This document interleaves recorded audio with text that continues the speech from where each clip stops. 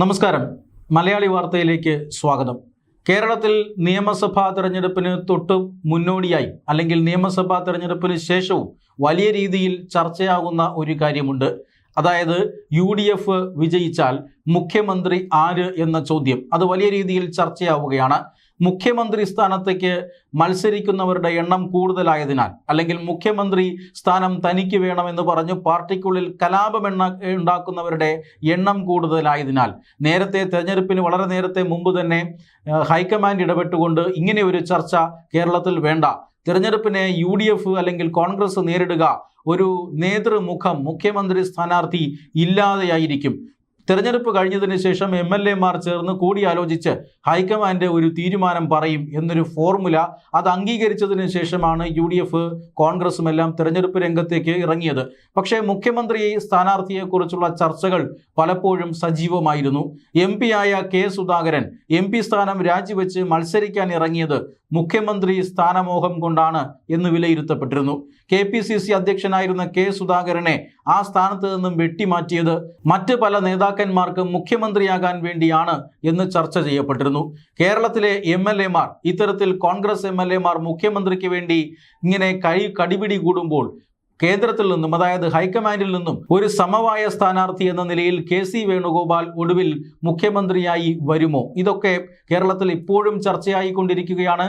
Ramesh ചെന്നിത്തലയാണോ, VD സതീശനാണോ, KC വേണുഗോപാലാണോ, അതോ മറ്റാരെങ്കിലുമാണോ കേരളത്തിലെ മുഖ്യമന്ത്രി എന്നത് ഇപ്പോഴും ചർച്ചാ വിഷയമായി കൊണ്ടിരിക്കുന്നു. കേന്ദ്രം അല്ലെങ്കിൽ ഹൈക്കമാൻഡ് ഇടപെട്ട് ചർച്ചകൾ പരസ്യമായി ഇതുമായി ബന്ധപ്പെട്ട് നടത്തുന്നത് വിലക്കിയിരിക്കുകയുമാണ്.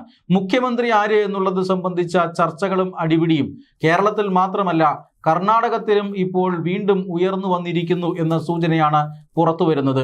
2023 കർണാടകത്തിൽ നിയമസഭാ തെരഞ്ഞെടുപ്പ് അവസാനം നടന്നത്.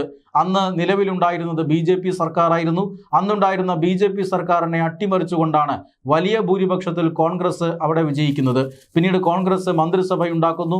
പക്ഷേ മുഖ്യമന്ത്രി ആര് എന്ന ചർച്ച, മുഖ്യമന്ത്രി സ്ഥാനത്തിന് വേണ്ടിയുള്ള അടിപിടി അത് അന്ന് മുതൽ തന്നെ ആരംഭിക്കുകയും ചെയ്തു. താനാണ് ഈ പ്രസ്ഥാനത്തെ നയിച്ചത്, തെരഞ്ഞെടുപ്പിൽ പാർട്ടിയെ നയിച്ചത് താനാണെന്നും താനാണ് KPCC അധ്യക്ഷനെന്നും അതുകൊണ്ട് മുഖ്യമന്ത്രി സ്ഥാനത്തിന് അവകാശം തനിക്ക് തന്നെയാണ് എന്നും DK ശിവകുമാർ പറഞ്ഞു. പക്ഷേ ഭൂരിഭാഗം MLA മാരുടെയും പിന്തുണ താനാണ്, താൻ ഒരിക്കൽ മുഖ്യമന്ത്രി ആയിരുന്നയാളാണ്, അതേ പിന്തുണ തനിക്ക് ഇപ്പോഴുമുണ്ട്, ആ മുഖ്യമന്ത്രി പദം തനിക്ക് നിഷേധിക്കരുത് എന്ന് സിദ്ധരാമയ്യ, മുൻ മുഖ്യമന്ത്രി സിദ്ധരാമയ്യയും നിലപാടെടുത്തു. ഒടുവിൽ മുഖ്യമന്ത്രി ആര് അല്ലെങ്കിൽ ഇത്രയധികം ഭൂരിപക്ഷത്തിൽ വിജയിച്ചിട്ടും ഒരു മുഖ്യമന്ത്രിയെ കണ്ടെത്താൻ കോൺഗ്രസിന് സാധിക്കാത്ത ഒരു അവസ്ഥ അന്ന് വന്നിരുന്നു. തുടർന്ന് ഹൈക്കമാൻഡ് ഇടപെട്ട് നടത്തിയ ഒത്തുതീർപ്പ് ചർച്ചയിൽ ഉയർന്ന ഒരു ഫോർമുലയാണ് സിദ്ധരാമയ്യ തൽക്കാലം മുഖ്യമന്ത്രിയാവുക, 2.5 കൊല്ലത്തിന് ശേഷം DK ശിവകുമാർ മുഖ്യമന്ത്രിയാകും.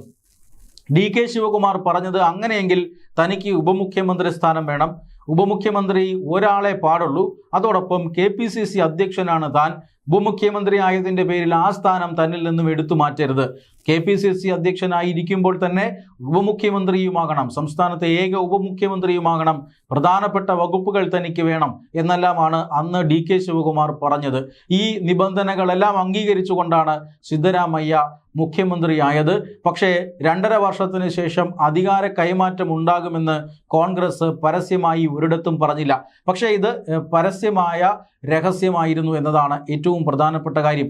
ഓരോ അവസരങ്ങളിലും തനിക്ക് വാക്ക് പറഞ്ഞതുപോലെ മുഖ്യമന്ത്രി സ്ഥാനം വേണമെന്ന് ഇതിനു മുമ്പും DK ശിവകുമാർ പറഞ്ഞിട്ടുണ്ട്. പക്ഷേ പഞ്ചാബ് തെരഞ്ഞെടുപ്പ്, ബീഹാർ തെരഞ്ഞെടുപ്പ്, ഡൽഹി തെരഞ്ഞെടുപ്പ് എന്നൊക്കെ പറഞ്ഞ് കാര്യങ്ങൾ നീട്ടിക്കൊണ്ടുപോവുകയായിരുന്നു.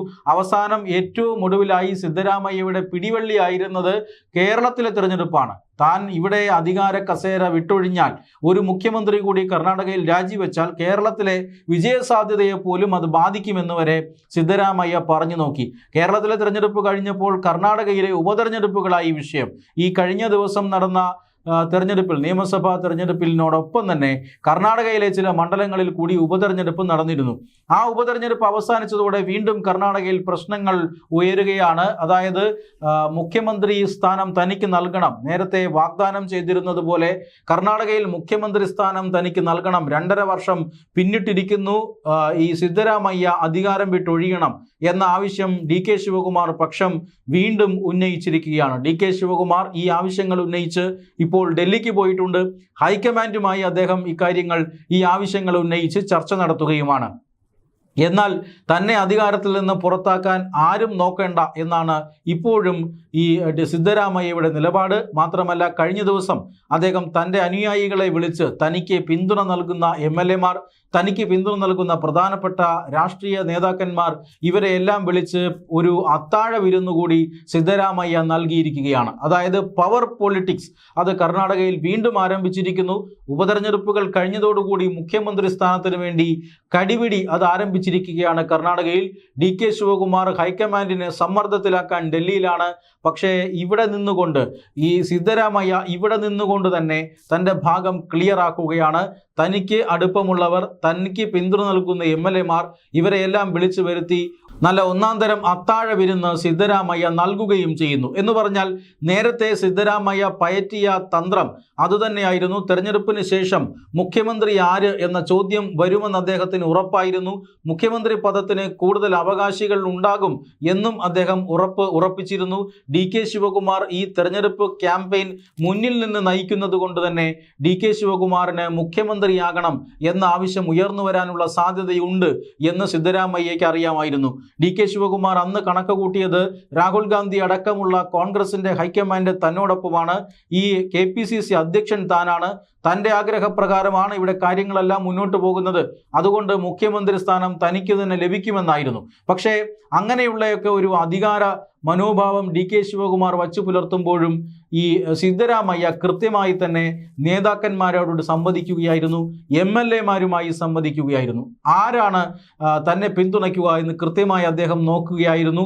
അതിലൂടെ ഏറ്റവും കൂടുതൽ MLA-മാരുടെ പിന്തുണ അദ്ദേഹത്തിന് ഉറപ്പിക്കാൻ സാധിച്ചു. അങ്ങനെയാണ് മുഖ്യമന്ത്രി പദം വിലപേശി വാങ്ങാൻ, ഹൈക്കമാൻഡിൽ നിന്ന് വാങ്ങാൻ ഈ സിദ്ധരാമയ്യയ്ക്ക് സാധിച്ചത്. അതിനുശേഷമാണ് അദ്ദേഹം മുഖ്യമന്ത്രിയായി സത്യപ്രതിജ്ഞ ചെയ്യുന്നതുമെല്ലാം. ഇപ്പോഴും അതേ തന്ത്രം തന്നെയാണ് അദ്ദേഹം പയറ്റുന്നത്. ഹൈക്കമാൻഡിനെ പ്രീണിപ്പെടുത്താനായി, ഹൈക്കമാൻഡിനെ ഉപയോഗിച്ച് കാര്യം നേടാനായി DK ശിവകുമാർ നേരെ ദില്ലിക്ക് പറക്കുമ്പോൾ സിദ്ധരാമയ്യ ഇവിടെ തന്നെ നിന്നുകൊണ്ട്, സ്വന്തം തട്ടകത്തിൽ നിന്നുകൊണ്ട് ഇവിടുത്തെ MLA-മാരുമായി സഹകരിക്കുന്നു, MLA-മാരുമായി സംവദിക്കുന്നു. അതിനുവേണ്ടി അദ്ദേഹം അത്താഴ വിരുന്ന് പോലും ഒരുക്കുന്നു. നാളെ ഹൈക്കമാൻഡ് നേതൃമാറ്റത്തെക്കുറിച്ച് ഒരു ചർച്ച ചെയ്താൽ, അങ്ങനെ ഒരു ചർച്ച ഹൈക്കമാൻഡ് സംസ്ഥാനത്തെ നേതൃത്വത്തിന് മുന്നിൽ വെച്ചാൽ തീർച്ചയായും ഏറ്റവും കൂടുതൽ MLA-മാർ പിന്തുണയ്ക്കുക DK ശിവകുമാറിനെ ആകില്ല, മറിച്ച് സിദ്ധരാമയ്യയായിരിക്കും. അതുകൊണ്ടാണ് അദ്ദേഹം ഇപ്പോഴും ആ നിലപാട് തന്നെ സ്വീകരിക്കുന്നു. അത്താഴ വിരുന്ന് നൽകിയിരിക്കുകയാണ് കോൺഗ്രസ് നേതാക്കന്മാർക്ക്. അതിനുശേഷം DK ശിവകുമാർ ദില്ലിയിലാണ്. ഇത്തരത്തിലുള്ള പിടിവലികൾ, അതോടൊപ്പം തന്നെ താൻ ഒരു കാരണവശാലും മുഖ്യമന്ത്രി പദം വിട്ടൊഴിയില്ല, താൻ മുഖ്യമന്ത്രി പദം വിട്ട് പോകേണ്ടി വന്നാൽ അതിൽ ഹൈക്കമാൻഡിന്റെ ഇടപെടലുണ്ടായാൽ ഈ പാർട്ടി തന്നെ രണ്ടായി മാറുമെന്ന് ഉറപ്പിക്കുകയാണ് സിദ്ധരാമയ്യ. അതേസമയം BJP-യുമായിട്ടുള്ള ബന്ധങ്ങൾ, ഏത് സമയം BJP-യിലേക്ക് പോയാൽ അവിടെ സ്വീകരിക്കപ്പെടും എന്ന രീതിയിലുള്ള തന്ത്രങ്ങൾ, ഇതെല്ലാം DK ശിവകുമാറും പയറ്റുന്നുണ്ട്. കർണാടകയിൽ എന്തായാലും കോൺഗ്രസിന് ഇനി നല്ല ദിവസങ്ങളായിരിക്കില്ല. അധികാരത്തിന്റെ വടംവലി അത് കർണാടകയിൽ ആരംഭിച്ചിരിക്കുകയാണ്. കേരളത്തിൽ ആരംഭിക്കുന്നതിന് മുമ്പ് ഒരുപക്ഷെ പിണറായി വിജയൻ സർക്കാർ തുടർഭരണം നേടിയില്ല എങ്കിൽ UDF-ന് ഈ തെരഞ്ഞെടുപ്പിൽ മേൽക്കോയ്മ ലഭിച്ചാൽ കർണാടകത്തിലെ പോലെ തന്നെ കേരളത്തിലും വലിയ രീതിയിലുള്ള സംഘർഷം മുഖ്യമന്ത്രി സ്ഥാനത്തെ ചൊല്ലി പാർട്ടിക്കുള്ളിൽ ഉണ്ടാകും എന്നാണ് പൊതുവെ വിലയിരുത്തപ്പെടുന്നത്.